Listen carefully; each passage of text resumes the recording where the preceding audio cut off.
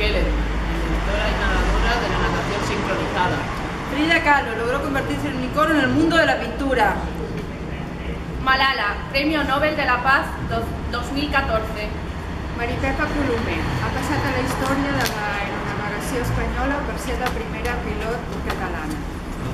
Concepción Arenal, una de las primeras mujeres en ir a la universidad, luchó por el derecho de las mujeres a ir a la escuela. Amelia Earhart, primera mujer que pilotó un avión sobre el océano Atlántico. Desapareció mientras intentaba dar la vuelta al mundo. Ana Frank, niña judía alemana, conocida por su libro El diario de Ana Frank.